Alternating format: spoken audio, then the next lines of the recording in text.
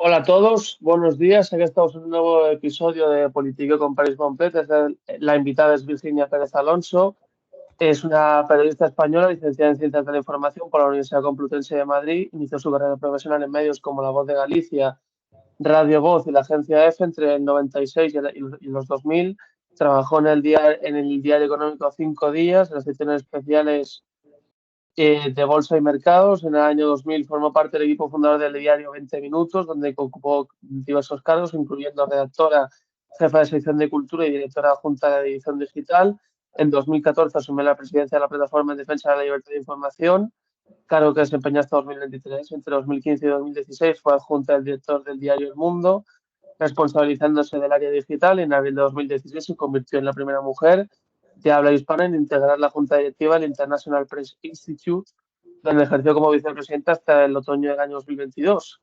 En octubre de 2016 se incorporó al Diario Público como adjunta a la dirección, pasando a ser codirectora en enero del 2018 y directora en solitario desde diciembre de 2019 hasta marzo de 2025. Durante su gestión lideró la implementación de la herramienta Transparent Journalism Tool, diseñada para garantizar la transparencia en el periodismo. En marzo de 2025 asumió la dirección de Infolibre tras dimitir Daniel Besteiro, continuando su compromiso con el periodismo independiente y la defensa de los derechos humanos. A lo largo de su carrera ha sido reconocido en múltiples ocasiones, destacando el premio IREDES en 2012 y su inclusión en el top 100 mujeres líderes de España en los años 2014 y 2018. Pues tras esta extensa presentación de tu interesante trayectoria, pues pasamos con las preguntas, ¿no? Como he comentado, recientemente ha sido nombrada directora del diario Infolibre tras dar un paso al lado Daniel Besteiro. Tras 5 años como directora en el diario público y estar posicionado dicho diario como de los 7 diarios digitales más leídos en España, decides que esta etapa la das por acabada para el mes pasado para pasar al Infolibre. ¿Qué te llevó a tomar la decisión de poner fin a tu etapa como directora de público? Y otra pregunta, ¿estás satisfecha de todo lo que has podido lograr como directora del diario público? A ver, yo creo que uno nunca está satisfecho del todo. O sea, siempre, yo por lo menos soy una persona que siempre quiero más. O sea, y siempre creo que las cosas se pueden hacer mejor. Y, y bueno, pero yo llevaba en público ya 10 años casi. Y yo soy una persona muy inquieta, me he movido mucho profesionalmente y me pedía el cuerpo ya un cambio. Y la verdad es que Infolibre me parece que es el medio perfecto, ¿no? O sea, creo que es un medio fabuloso. Yo lo sigo desde hace muchos años, pero creo que además tiene margen para hacer muchísimas cosas, ¿no? Y entonces a mí eso es lo que me gusta, lo que me motiva. Y bueno, pues aquí estamos, recién llegada prácticamente. De acuerdo, pues hoy estás incorporada a Infolibre como directora. De hecho, comentaste, ¿no? Que me ha llegado como socio de Infolibre un boletín tuyo, el primer boletín tuyo como directora, de que el martes ya pisaste la dirección de Infolibre por primera vez. Eh, ¿Qué planes a futuro tienes para Infolibre de cara a llevar más lejos este diario bajo tu dirección? Bueno, yo creo que Infolibre tiene una solidez periodística incuestionable y ahí difícilmente voy a poder aportar yo algo más, ¿no? Pero donde sí que creo que le puedo aportar más es en temas más relacionados con la digitalización, ¿no? Y con las mejoras de producto digital, ¿no? Y bueno, pues ir haciendo cambios para posicionarlo mejor en Internet, para que tenga más visibilidad. Y bueno, posiblemente cambiaremos algunos flujos de trabajo, pero bueno, acabo de llegar y todavía tengo que hacer un análisis completo de todo lo que hay aquí, de lo que yo veo que hasta el momento creo que hay cosas que se hacen fenomenal y que no tocaría. Y bueno, y hay otras que voy viendo que igual se pueden mejorar. Entonces, pero vamos, necesito mucho más tiempo para tener esa visión de conjunto. ¿Puede llegar a la altura del diario público hasta el punto de ser de los 7 más leídos de España, como comentaba? ¿Consideras? Yo creo que son medios totalmente distintos. No lo sé, o sea, yo con un público nunca me planteé decir lo voy a llevar al top 10. O sea, hombre, siempre pues me encantaría como directora que todos los medios por los que paso dejarlos posicionados lo mejor posible, ¿no? Pero Infolibre es un medio muy distinto, es un medio que no vive pegado a la última hora, Creo que la última hora también es un poco el cáncer del periodismo en los últimos años, ¿no? Obliga a hacer las cosas muy rápido, a hacerlas en ocasiones muy mal. Y creo que Infolibre ha sabido de forma muy inteligente mantenerse al margen de eso. Eso se paga en volumen de audiencia, pero genera un beneficio en términos de suscripciones y de volumen de socios y de socias, ¿no? Entonces, bueno, yo creo que es una buena línea. Entonces, en ese sentido, o sea, si la apuesta sigue siendo la que ha tenido hasta ahora Infolibre, que no veo por qué no va a seguir siendo esa la apuesta, a mí me parece que es una buena apuesta, será difícil llevar al medio hasta esas posiciones, pero es que tampoco es el objetivo, el único objetivo, ganar audiencia a costa de lo que sea. No sé si me explico, es decir, que la audiencia está muy bien, pero Infolibre no es un medio que viva necesariamente de eso, o sea, no vive de sus socios y de sus, ¿no? Y eso es lo que tenemos que priorizar. De acuerdo. Unas declaraciones recientes tuyas afirmas, ¿no?, que percibes un desequilibrio de medios de comunicación de derechas en España respecto a otros medios de comunicación de izquierdas.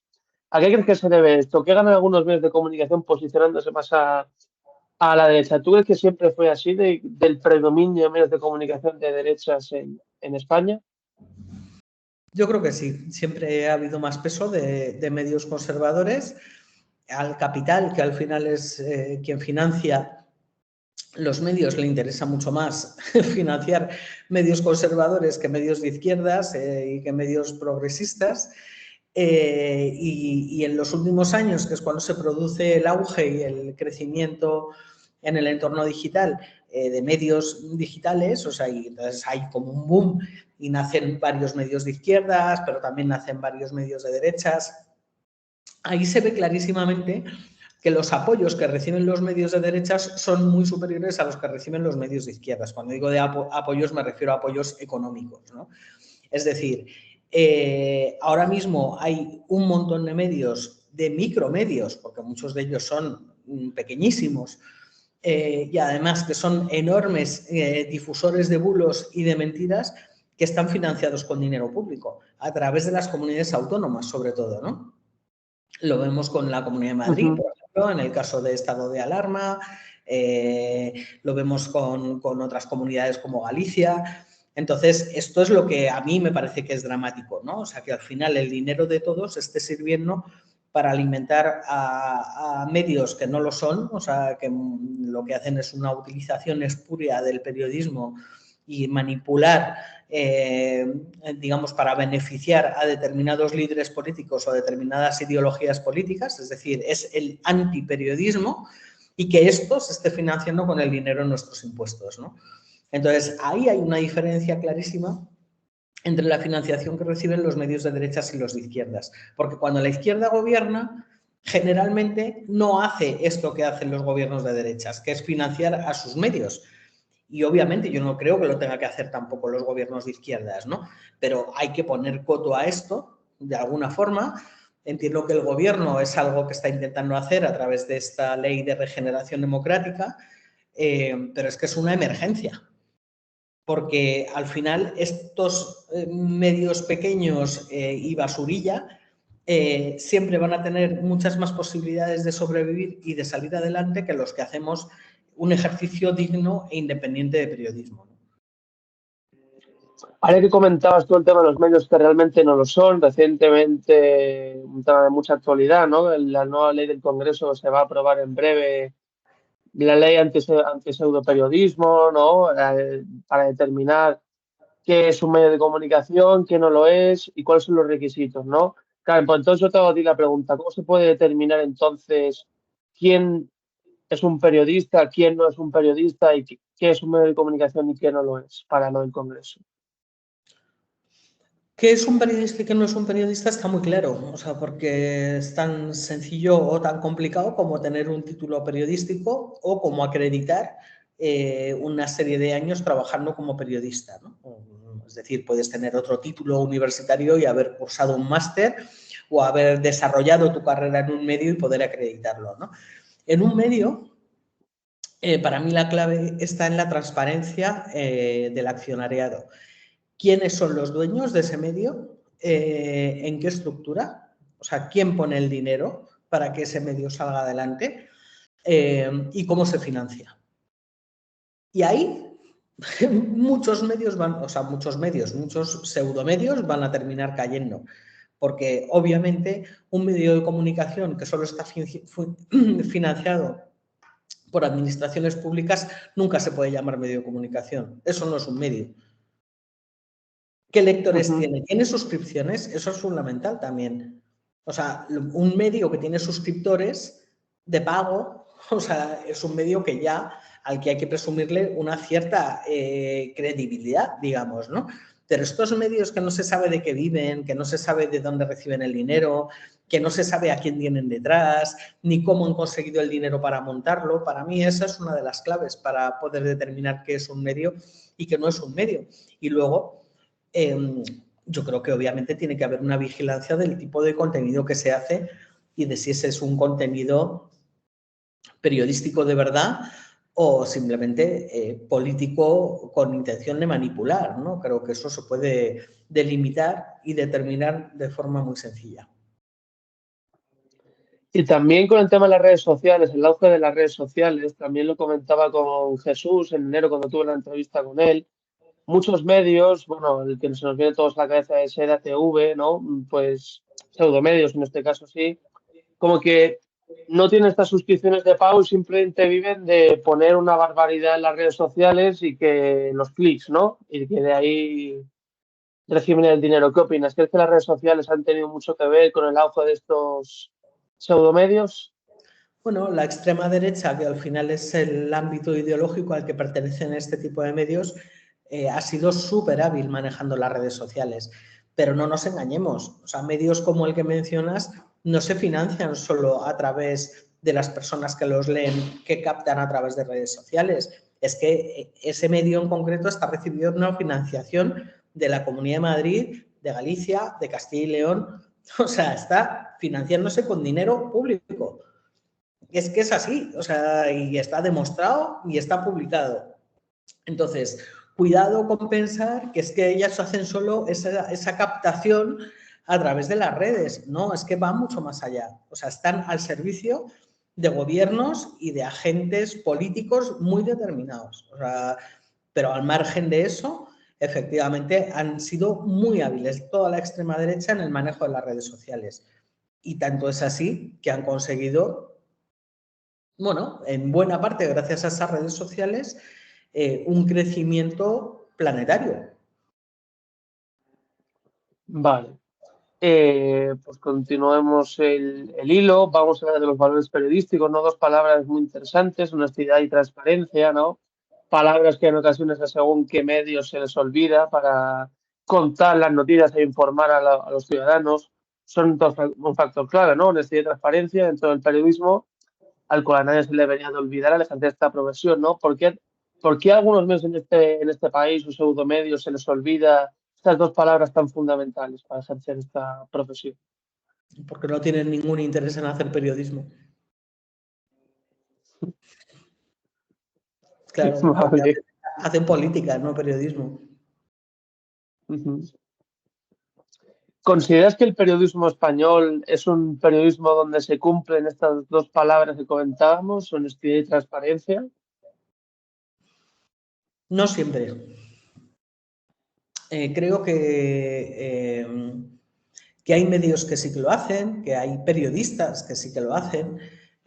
No podemos caer tampoco en el error de asimilar siempre al periodista al medio para el que trabaja. O sea, es decir, que muchas veces un medio actúa de una manera determinada y eso no significa que todos sus periodistas estén de acuerdo con esas maneras de actuar, ¿no?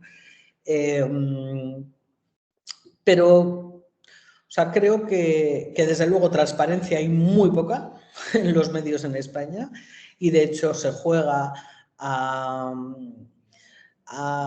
disfrazar, por ejemplo, los accionariados de determinadas empresas de forma que es casi imposible llegar al final y saber quién está realmente detrás de todo eso, ¿sabes? O sea, se establecen como arquitecturas accionariales muy complejas con nombres que no tal, para que nunca llegues a saber quiénes son los que están detrás, ¿no? Entonces, transparencia, muy poca. Esto en teoría debería cambiar con el Reglamento Europeo de Medios de Comunicación. Ojalá cambie. Y honestidad, pues creo que a nivel individual posiblemente haya un cierto grado de honestidad en los periodistas, pero a nivel de medio creo que falta muchísima. Pero esto deberían penalizarlo los lectores. Y son los lectores los que tienen que decidir si quieren seguir accediendo a ese tipo de medios que tienen estas prácticas o no. O sea, por ejemplo, para mí un ejercicio de honestidad periodística primordial es en el mundo digital, muchas veces las informaciones hay que modificarlas sobre la marcha, porque tú publicas una cosa a una hora porque ha sucedido algo, pero a la media hora ha sucedido otra cosa que modifica lo que acababas de publicar, ¿vale? Entonces, esa información hay que actualizarla y hay que modificarla, ¿no? Para mí es fundamental siempre poner una nota a pie de página en todas esas informaciones que han sido modificadas explicando el por qué. ¿El por qué? O sea, oye, pues hemos modificado esto porque nos hemos equivocado. O hemos modificado el titular de esta información porque ha surgido una información posterior que modificaba lo que estábamos publicando. Eso, para mí, es un ejercicio de transparencia y de honestidad clarísimo con los lectores, porque tú les estás diciendo a tus lectores, aquí no hay trampa ni cartón, o sea, te voy a contar cuando hago un cambio y no te vas a encontrar de pronto con una información a la que le he cambiado el titular y tú te la encuentras y dices, ostras, pero si yo esto lo había leído antes y tenía otro titular y no entiendes nada. Esto creo que se hace demasiado poco. Vale, pues continuamos. Hablando de política, me gustaría conocer tu opinión acerca de las palabras de Pablo Iglesias afirmando que el proyecto político de Sumar está políticamente muerto, ¿no? Teniendo en cuenta que Sumar tiene actualmente 27 escaños y Podemos 4, ¿no? Espera, voy a cerrar un segundo la ventana porque se me está metiendo ruido de aquí, ¿vale? Un segundín. Vale, sin problema.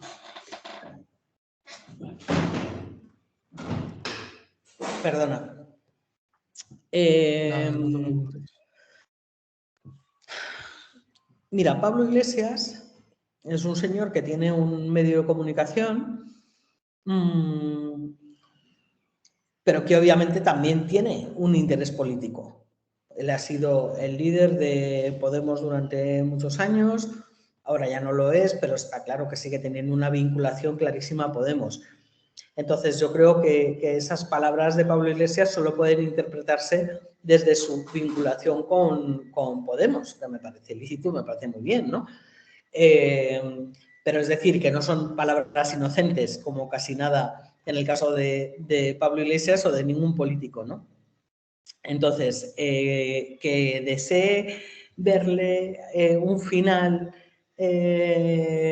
próximo a Sumar, me parece que tiene lógica. Ahora, es cierto, o sea, que Sumar, digamos que empezó generando unas expectativas muy altas y se ha desinflado como un globo cuando lo pinchas, ¿no? Posiblemente Yolanda Díaz no ha sido la mejor gestora para este proyecto, aunque es una fabulosa política y posiblemente una ministra, una de las mejores ministras que ha tenido de trabajo este país, ¿no? Pero a lo mejor como gestora de un proyecto político como este, pues no ha sido la mejor gestora, ¿no?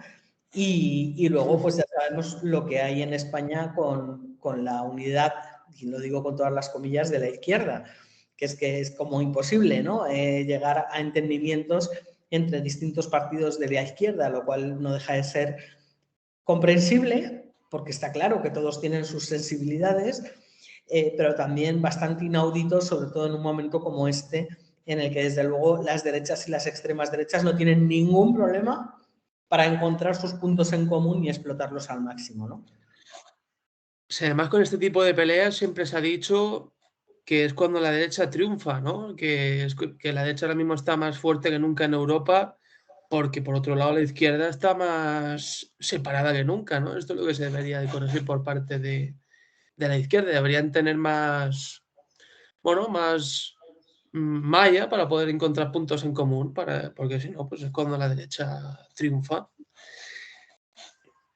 Vale, pues continuando el hilo, vamos a hablar del Ministerio de Trabajo de Yolanda Díaz, ¿no? Que bajo mi punto de vista es la que con diferencia le ha dado más un vuelco al ministerio en el que está, el Ministerio de Trabajo, ¿no? Un vuelco, un cambio de rumbo al Ministerio de Trabajo y para bien, ¿no? ¿Qué opinas de esto? ¿Crees que es cierto realmente de que Yolanda Díaz le ha dado un cambio de rumbo para bien al Ministerio de Trabajo, que le ha dado un vuelco al rumbo del Ministerio de Trabajo?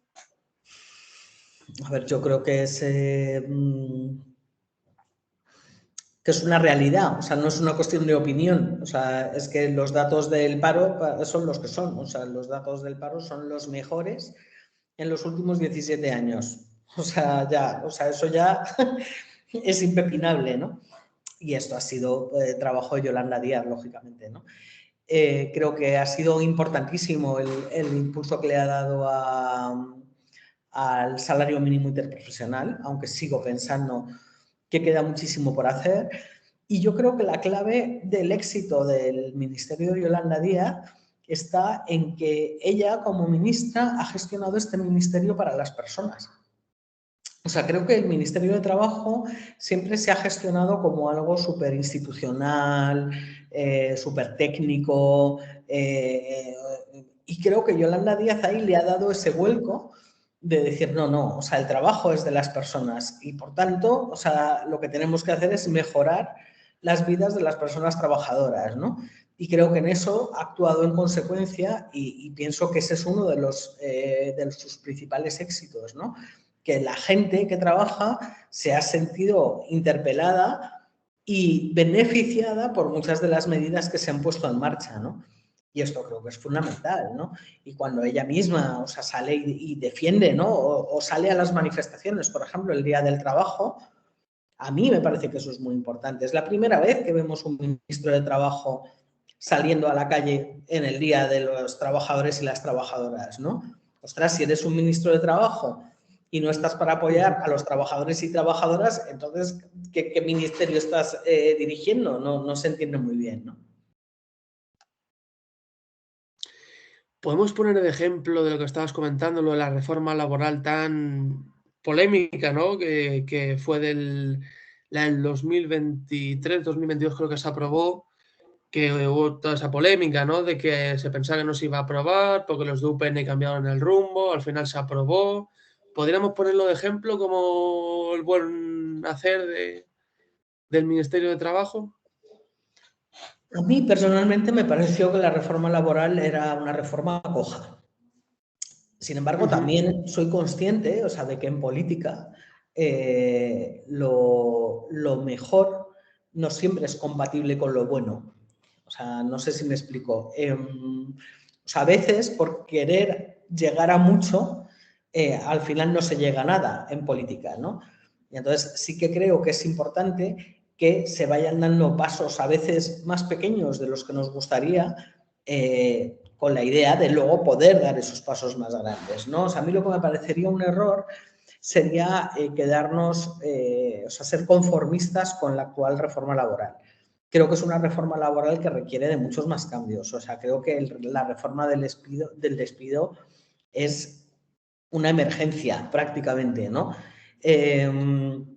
Y creo que son cosas que se tienen que abordar. O sea, lo que me parecería un error muy grave es decir, ya está, tenemos una reforma laboral que es maravillosa y ya de aquí no nos movemos. No, o sea, creo que como punto de partida, bueno, pues mejoró algunas cosas y lo estamos viendo en los datos del empleo, ¿vale? Pero creo que hay otras muchas que todavía son muy mejorables. De acuerdo, pues vamos a seguir siguiendo el hilo.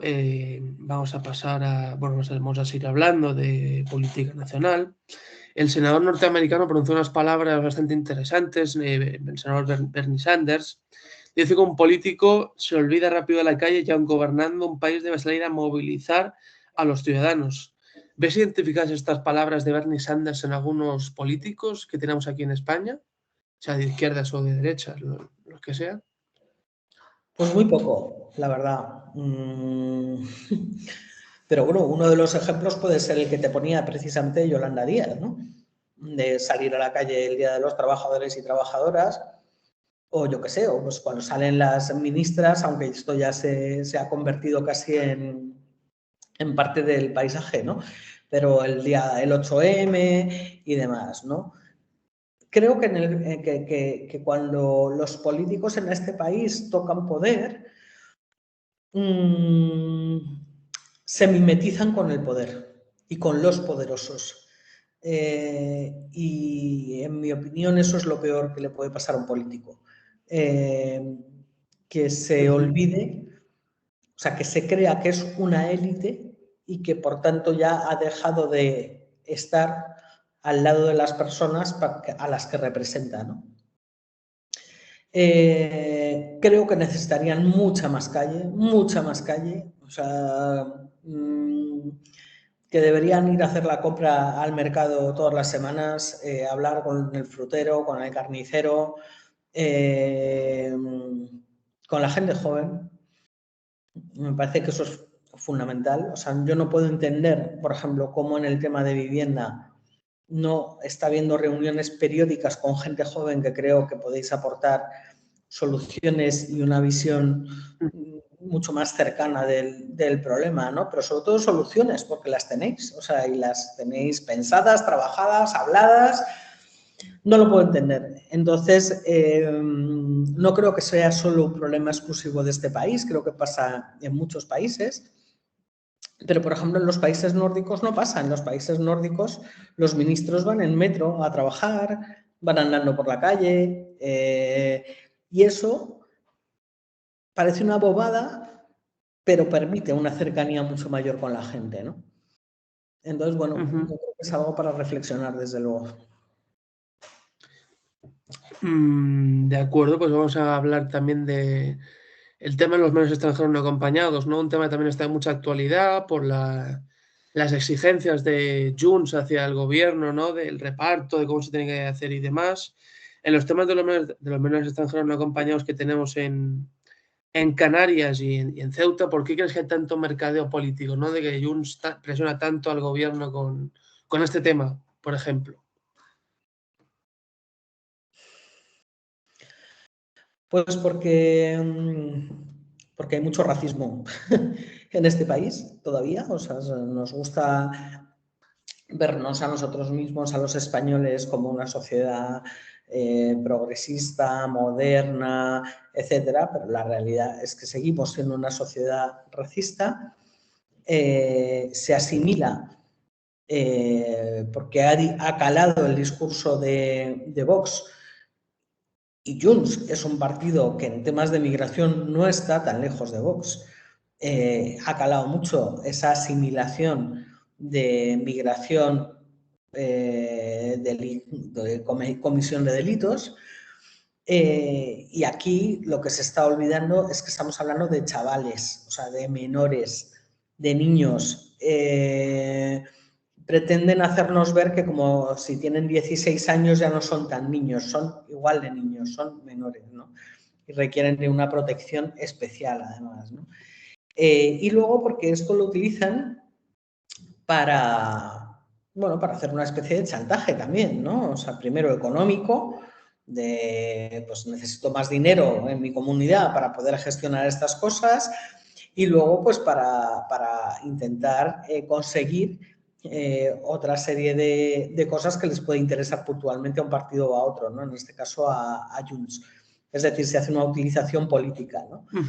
Y el problema es que estamos en un momento tan complicado y en el que la propia Unión Europea está dejando claro que la migración no la quiere, o sea, que está haciendo un apartheid de los migrantes tal cual, ¿no?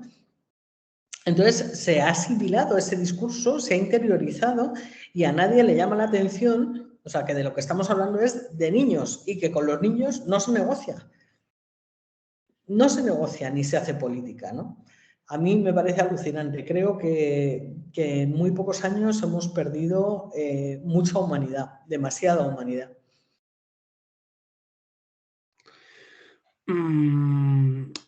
También una cosa muy llamativa es que yo percibo también como persona joven y demás, que hablo con mucha gente, que es que los jóvenes, pues bueno, creen que como que la inmigración es un problema o que, bueno, va escalando muchas posiciones bueno, la que más le preocupa a la gente aquí en España. ¿Cómo, ¿Cómo se puede hacer para combatir este discurso de Vox, como comentabas, ¿no? De que afirman que la inmigración es un problema? ¿Cómo se puede contrarrestar esto? ¿Cómo se puede comunicar la realidad con la inmigración? Contando la realidad. O sea, contando, claro, es que, claro, o sea, contando que a la mitad de vuestros abuelos y abuelas los cuidan personas que no son españolas. Que cuando tienen que limpiarles los culetes y cambiarles los pañales y los pises y las cacas, lo hacen personas que no son de aquí, porque aquí nadie quiere esos trabajos. Que cuando los padres y las madres necesitan a personas que se hagan cargo de sus hijos bebés, cuando ellos están trabajando o se van a cenar por la noche un día, tiran de personas migrantes.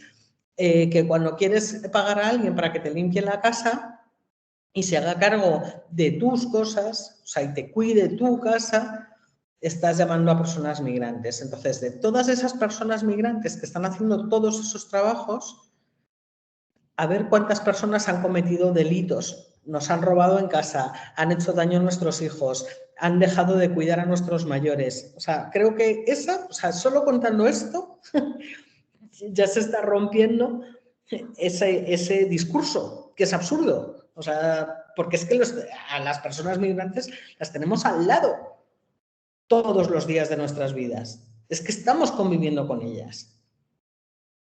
Entonces es tan fácil como salir a la calle y mirar un poquito. O sea, yo creo que no tiene mucha más complejidad, la verdad. De acuerdo, pues bueno, recientemente también el Gobierno de España tomó una decisión que es analizar caso a caso si los menores migrantes que han solicitado asilo deben salir de Canarias. ¿Consideras que este enfoque individualizado puede agilizar la integración de estos menores en el Sistema Nacional de Acogida o podría generar retrasos adicionales en la reubicación de estas personas migrantes? Yo creo que es una estrategia para demorar todavía más la recolocación de todos estos migrantes. El gobierno no ve, bueno, de hecho acaba de pedir una prórroga, o sea, acaba de recurrir la decisión del tribunal de que se haga cargo ya de los menores que hay en Canarias y acaba de recurrir esa decisión, ¿no? Esto es algo que debería estar recayendo sobre las comunidades autónomas porque son quienes tienen que hacer esta gestión. Las comunidades autónomas se están lavando las manos, el gobierno se está encontrando con un problema que si las comunidades no pueden gestionar y entonces se ponen en práctica tácticas para ir demorando todos los procesos y que la decisión final llegue lo más tarde posible. Para que comentaras el tema de las comunidades autónomas, recientemente la Generalitat Valenciana del PP y Vox ha anunciado su intención de presentar un recurso de inconstitucionalidad contra el Real Decreto Ley que regula el traslado automático de menores migrantes no acompañados entre comunidades autónomas, argumentando que invade competencias en materia de protección de menores. Esta decisión se enmarca dentro del acuerdo de presupuestos alcanzado entre PP y Vox en la Comunidad Valenciana, donde vimos una rueda de prensa bastante vergonzosa de Mazón utilizando términos pues característicos de Vox, ¿no? Como religión climática, que la conspiración del Pacto Verde o criminalizando a estos menores, ¿no? ¿Cómo podría afectar este recurso al proceso de redistribución de menores migrantes entre las comunidades autónomas y qué implicaciones tendría para la coordinación entre el Gobierno central y las autonomías en la gestión de acogida de estos menores migrantes, ¿no? Especialmente en el contexto de este acuerdo de presupuestos entre el PP y Vox en Valencia? Yo creo que es como todo, ¿no? Es otra estrategia para retrasar todo el proceso, para intentar manchar al gobierno, ¿no? Todo esto son estrategias de desgaste también contra el gobierno. Ya vemos cómo funciona el PP desde el primer día que que hubo un gobierno progresista en el país, siempre lo ha hecho exactamente igual, ¿no? Y entonces pues va poniendo en marcha estrategias de desgaste de forma continua y si para eso se tiene que darle la mano a Vox y ponerse de rodillas ante Vox, pues lo hace porque no tiene ningún problema siempre y cuando le sirva para llevar a cabo ese desgaste, ¿no? Entonces yo creo que no es más que eso. ¿Qué gana Vox, ahora que hablamos de Valencia? ¿Qué gana Vox sosteniendo a alguien como Mazón, ¿no? Que realmente es un cadáver político, ¿no? ¿Qué gana Vox dándole constantemente balones de oxígeno a alguien como Mazón? Bueno, pues gana poder en decisiones como esta, en decir, bueno, pues ahora esto lo vamos a llevar al Constitucional y voy a volver a colocar el discurso antimigración en el foco. Es decir, gana visibilidad, gana poder y como el desastre de la gestión de Mazón a sus votantes le da un poco igual, porque no deben de haber sido afectados por la Dana, es algo muy sorprendente, ¿no? O sea, pero bueno, pues les da igual. No, además es un tema muy grave, que aquí ha habido muertos, pero claro, también otra cosa es, bueno, ya lo he comentado en entrevistas pasadas, ¿no? Cómo el PP pues no solo no le ha llamado la atención ni le ha enseñado la puerta de salida del liderazgo del PP en la Comunidad Valenciana, sino que se le aplauda públicamente a alguien como él, que no estoy diciendo que haya hecho nada, eso ya se verá, pero claro, ¿de qué se tiene que sentir orgulloso alguien como él y por qué el PP tendría que aplaudir a alguien como él, ¿no? Que realmente no puede presumir en absoluto la gestión que ha hecho en la Comunidad Valenciana? Bueno, yo creo que el PP tampoco le está aplaudiendo. O sea, el PP está intentando manejar esto sin que le salpique demasiado, algo que va a ser muy complicado, porque la gestión era de la Comunidad Valenciana. O sea, quiero decir, la responsabilidad, y esto está, pues vamos, es que está escrito negro sobre el blanco, era de la Comunidad Valenciana. Entonces, lo que está intentando el PP nacional es que esto no le salpique demasiado. O sea, pero vamos, tampoco es que estén aplaudiendo a Amazon, están ahí intentando hacer fintas para que no les roce mucho. Bueno, pasamos a otro tema. Recientemente, hace pocos días, en la televisión, en Todo es Mentira, sobre el tema de la ocupación, la influencer y colaboradora Marina Rivers, que se ha hecho muy viral estas palabras suyas, aportó datos sobre la ocupación en España, indicando de que solo afecta al 0,057% de la vivienda y que lleva 2 años en descenso. Estas cifras constatan con la percepción generalizada de que la ocupación es un problema extendido y además, pues bueno, se le ha criticado bastante a esta influencer. ¿De qué manera la difusión de estos de datos precisos sobre la ocupación como los que presentó Marina Rivers puede influir en la percepción pública y en las políticas destinadas a abordar este fenómeno en España? Pues también ella comentó de que hay un problema mucho más importante, que es la emancipación juvenil, ¿no? De que hasta casi pasados los 30 años es imposible que ahora mismo en España un joven se pueda independizar, porque ahora mismo todavía se sigue creyendo que la ocupación es un problema. ¿Cómo se puede? Bueno, ¿qué puedes comentar de este tema? Hombre, pues yo espero que si esta mujer se ha hecho viral con esos datos, o sea, espero que calen y que le lleguen a mucha gente y que si se ha hecho viral entre gente joven, esta gente joven hable con sus padres y se lo explique. Porque claro, en contraposición con esto, pues están personas como Ana Rosa Quintana en la tele día sí, día también, diciendo que la ocupación es un problemón y que vamos a morir todos. Y a esta señora pues la ven muchas personas mayores y mucha de la gente que compra este discurso sobre la ocupación, ¿no? Bueno, pues aquí es otra, o sea, esto se ha montado pues igual que el tema de la migración, se ha montado un relato público que beneficia a unas cuantas empresas, que son las empresas de alarmas y estas, y a otras que van naciendo nuevas como Desocupa, es que, porque yo creo que eso es una empresa directamente, claro, o sea, que tiene un beneficio económico y que utiliza de forma política.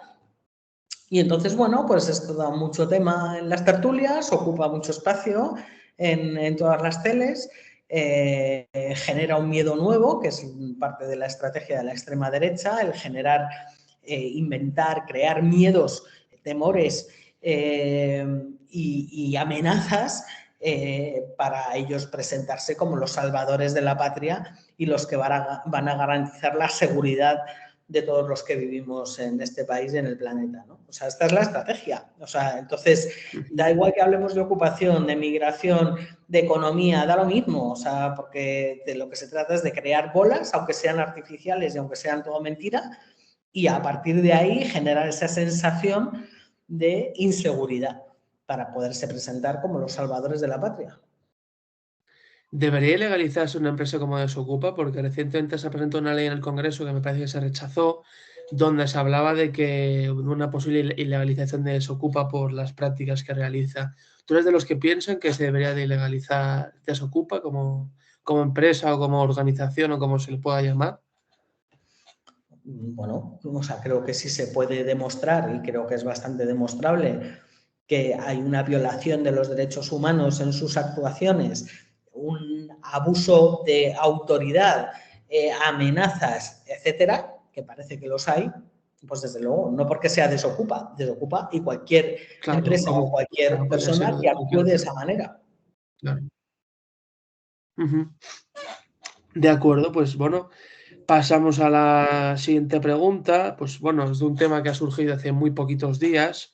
Vamos a hablar sobre la reciente absolución de Dani Alves por el Tribunal Superior de Justicia de Cataluña, que revocó su condena previa por agresión sexual. Ha generado diversas reacciones en la sociedad en el ámbito político y figuras como Irene Montero, la vicepresidenta María Jesús Montero y demás han expresado su desacuerdo con la sentencia, cuestionando la credibilidad otorgada por el testimonio de la denunciante y señalando posibles implicaciones en la percepción de la justicia hacia las víctimas de agresiones sexuales. ¿Cómo consideras que este fallo judicial y las reacciones políticas subsiguientes podrían influir en la confianza de las víctimas de agresiones sexuales hacia el sistema judicial? ¿No? ¿Crees que en un futuro las víctimas como la de Dani Alves podrían tener más miedo a presentar una denuncia por lo que ha pasado ahora con este caso? Sin lugar a dudas. O sea, para mí esto es como volver al medievo. O sea, cuando ya pensábamos que habíamos avanzado un poco, es como otra vez a la vuelta, quédate en casa, ¿no? Quédate en casa, no denuncies, no digas nada, no salgas, no se te ocurra abrir la boca porque luego te vamos a dar tu merecido por la vía judicial, ¿no?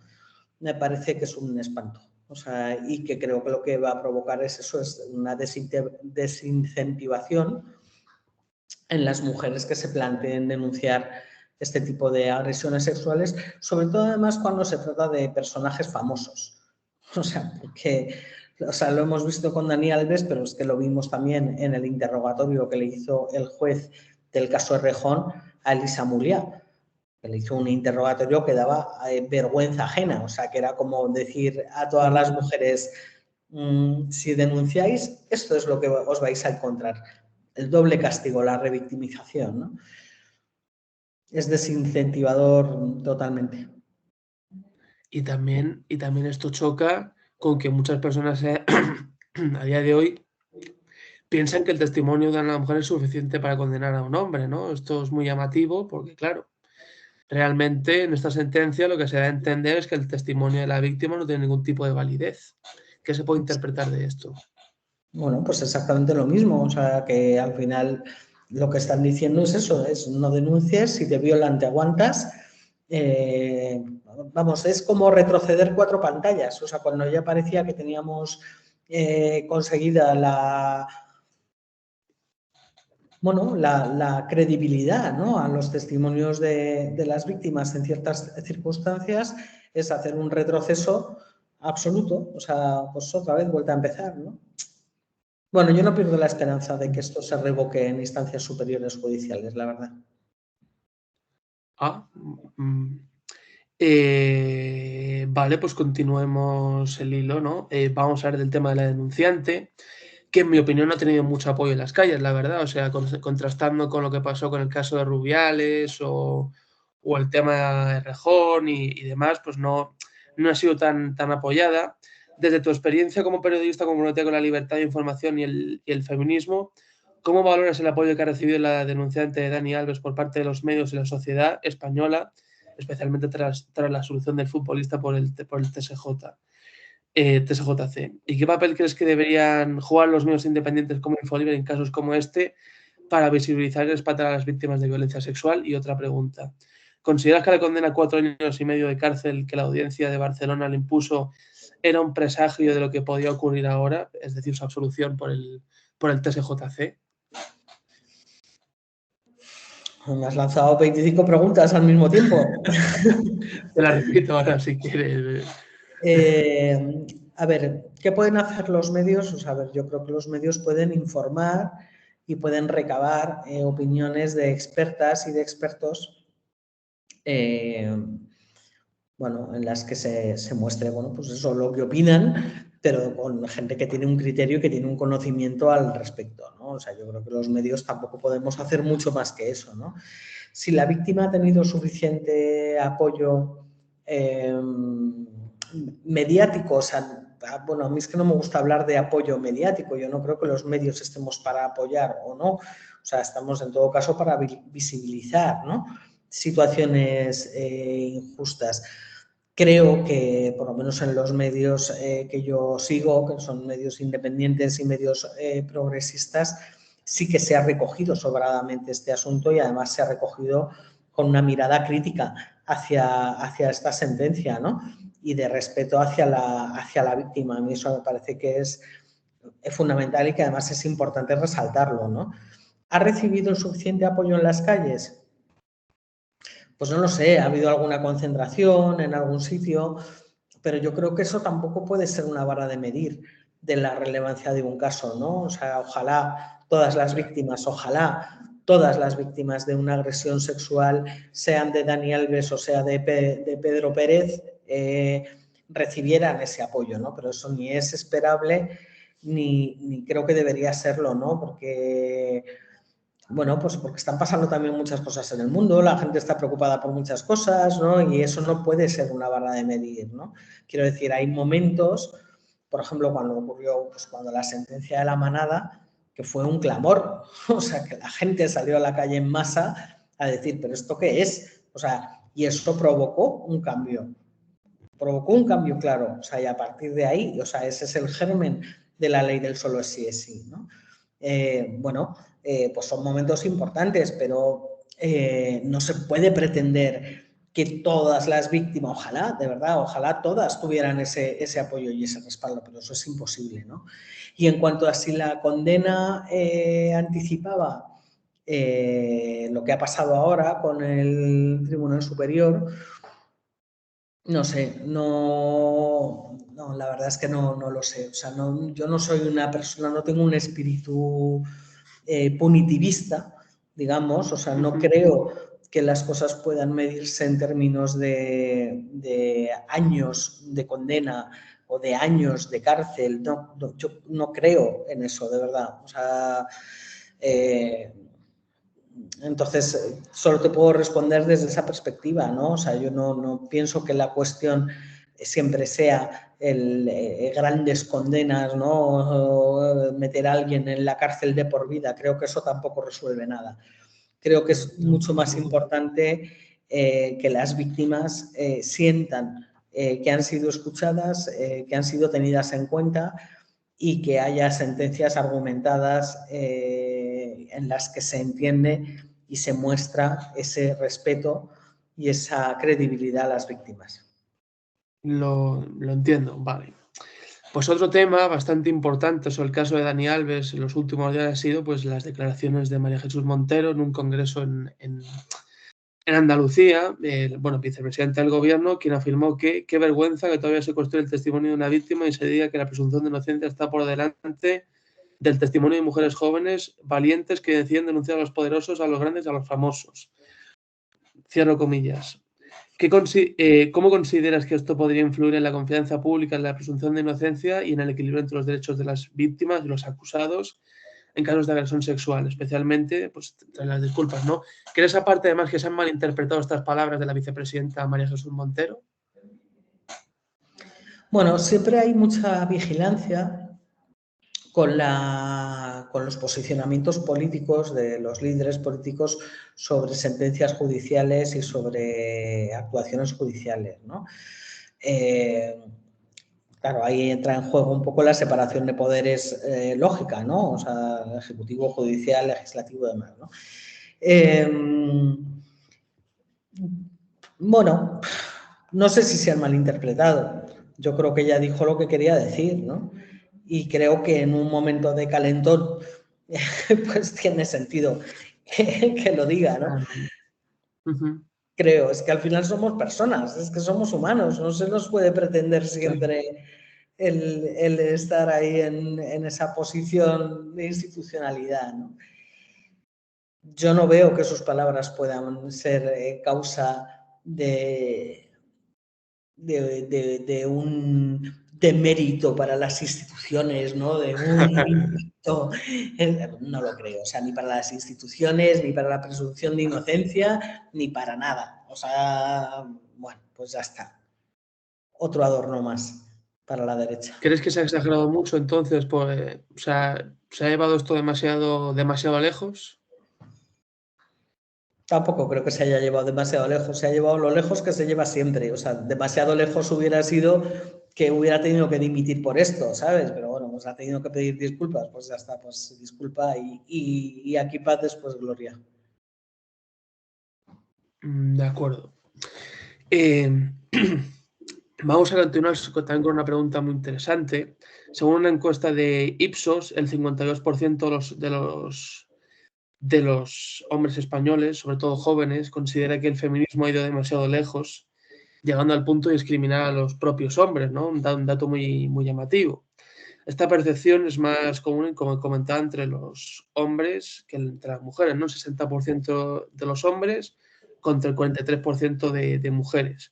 Además, el estudio revela que solo el 35,1% de los hombres de entre 18 y 26 años se considera como feminista, mientras que el 66% de las mujeres en el mismo rango de edad se le conocen como tales.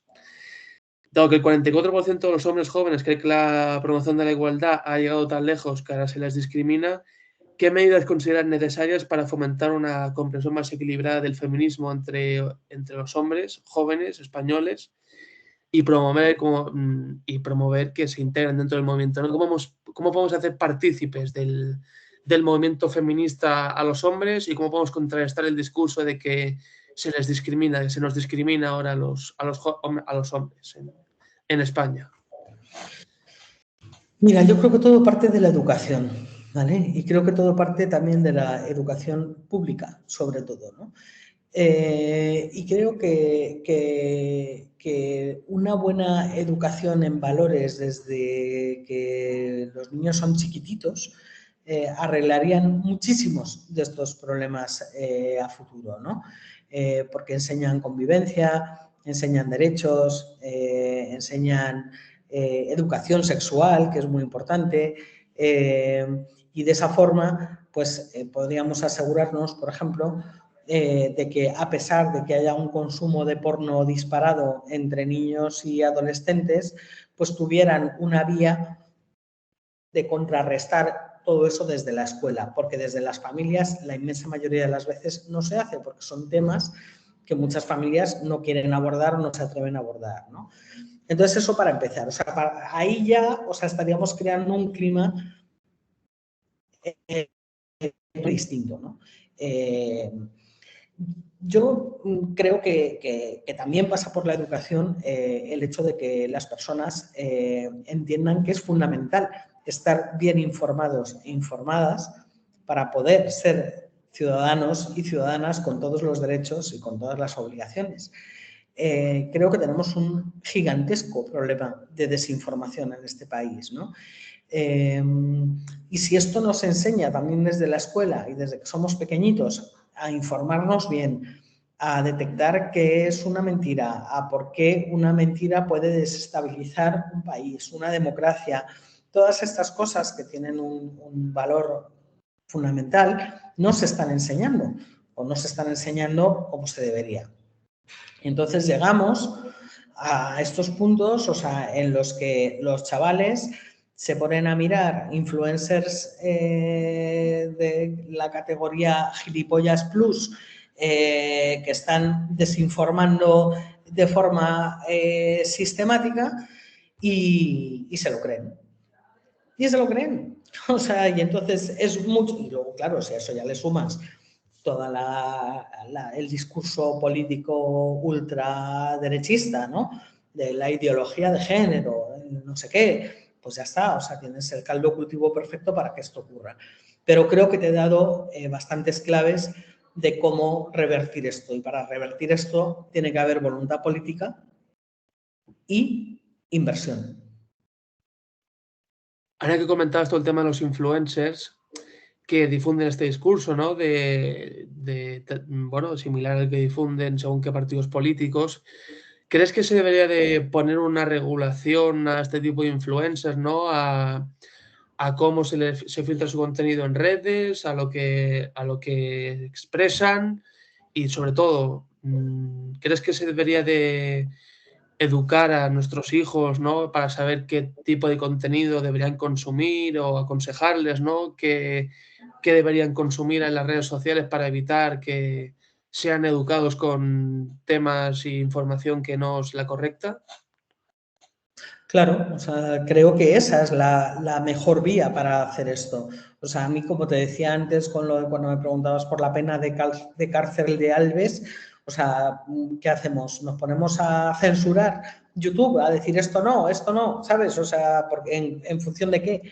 De si dicen mentiras o no dicen mentiras, de si tienen un discurso ultra o no lo tienen. Yo soy de la opinión de que hasta los discursos ultras tienen que existir, ¿sabes? O sea, pero que la única vía para que eso no cale de la forma en la que lo está haciendo entre la gente joven es la educación. La educación. Y el problema es que la educación la hemos abandonado. La hemos abandonado. O sea, y entonces de esos polvos, estos lodos. Pues de acuerdo, pues pasamos a la última pregunta y pues bueno, como estudiante joven de periodismo, pues ya te hice la pregunta en el acto de Infolibre en el cual te pedí la entrevista, pero bueno, ahora nos está viendo la gente, pues entonces pues bueno, si pudieras darnos a los que estamos, a mis compañeros de la facultad de la Universidad de Juan Carlos de aquí de Fuenlabrada y a los demás estudiantes de periodismo, pues unos consejos para poder ejercer esta profesión de la mejor manera posible. ¿Cuáles son las mejores formas para ejercer esta profesión? ¿Cómo se puede llegar a conseguir pues, triunfar en esta profesión? ¿Qué me tienes que comentar? Bueno, yo creo que el triunfo es muy relativo siempre, o sea que nunca se pueden medir las vidas de nadie en función del éxito o del triunfo, que cada persona es una cosa distinta, ¿no? Pero, o sea, yo creo que para ser buen periodista hoy por hoy es, como te dije en su día, yo creo que una de las bazas es siempre dudar de casi todo, o sea, poner en duda todo lo que te llega, ¿sabes? O sea, verificarlo, comprobarlo, reflexionar. O sea, yo muchas veces me llegan cosas y me hacen dudar, realmente, o sea, dudar en el sentido de, ostras, o sea, pues es que esto a lo mejor tiene razón, ¿sabes? O sea, y me obliga a hacer una reflexión y a recolocar un poco lo que yo había venido pensando hasta el momento sobre unas cosas o sobre otras, ¿no? O sea, creo que eso es muy importante, o sea, y creo que es muy importante a lo largo de la vida de un periodista, ¿no? Porque es lo que te hace flexible también, ¿no? Y lo que te permite ir colocando la cabeza en unos momentos o en otros, ¿no?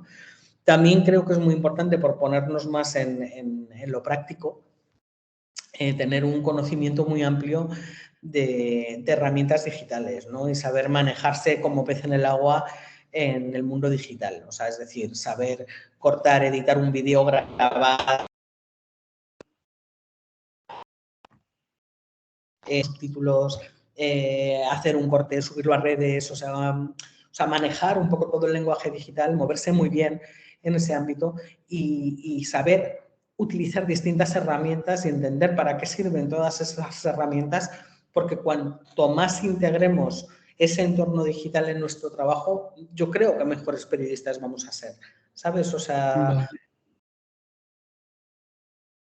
Para terminar, te lanzo una última pregunta, se me acaba de ocurrir sobre el tema de las prácticas. Yo he escuchado esta frase hace pocos días, ¿no? De las prácticas son tu final de Champions, ¿no? Como que si no haces unas buenas prácticas no vas a conseguir un puesto dentro del periodismo.